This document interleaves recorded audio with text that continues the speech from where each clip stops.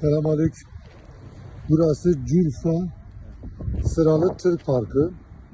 Şöyle karşıda bulunan araçların %80'i Azerbaycan, Türkiye araçlarıdır.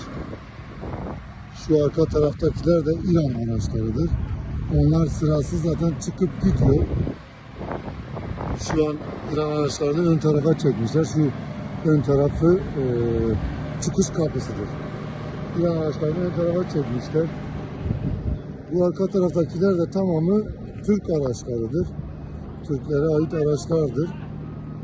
Bunları da 5 gündür sıraları geldiği halde çıkarmıyorlar. Biz az önce gidip parklarda, park girişindeki memurlarla konuştuğumuzda bize saldırdılar. Dediler ki siz Türkiye'de kendi araçlarınızı bırakıyorsunuz, bizim araçlarımızı bırakmıyorsunuz dediler. Biz de sizi bırakmayacağız, kendi araçlarımızı bırakacağız dediler. Şöyle insanlar böyle mağdur bir şekilde tozun toprağın içinde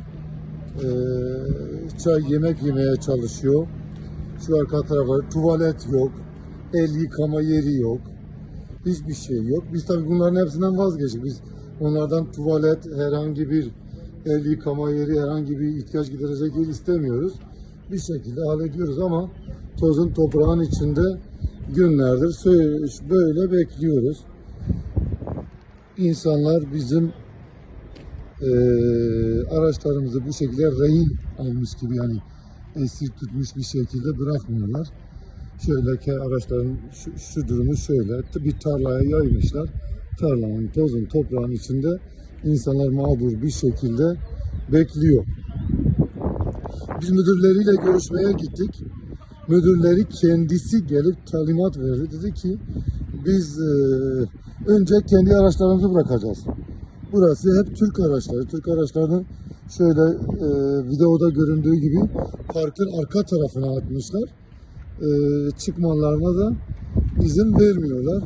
Mağdur bir şekilde şöyle tozun, toprağın, pisliğin içinde şöyle bekliyoruz. Abi şu an tam ben 5 gündür buradayım. Geldim günde 35 araba önümde vardı. Sözde günde 30 transit araba bırakacaktı. 1,5 günde çıkmamız gerekiyor. 5 gündür buradayım, daha tık yok. Burada çok mağduruz, yetkililere sesimizi duyurmak istiyoruz. Abi biz de bir aynı Ahmet abi beraberiz. 5 gündür buradayız. Burada biz mağduruz, sıkıntılarımız var. Su yok, lavabo yok. Toz toprağın içindeyiz. Bizi bırakmıyor, kendi arabalarını bırakıyorlar. Biz söyleyince de bizi tehdit ediyorlar. Şoförleri bize saldırıyor. Biz burada kalmışız. Yetkililerden yardım bekliyoruz. 3 gündür buradayız. Şu anda biz Ekşiyan'a gidiyoruz. Diyor ki Kurbulak nasıl bizim arabaları bırakmıyor. Biz de sizi bırakmıyoruz. Bırakmıyorlar. Biz de burada bekliyoruz. Şoförleri bize saldırdılar. Bizi döveceklerdi. Biz orada diyoruz, görüyoruz siz gidiyorsunuz.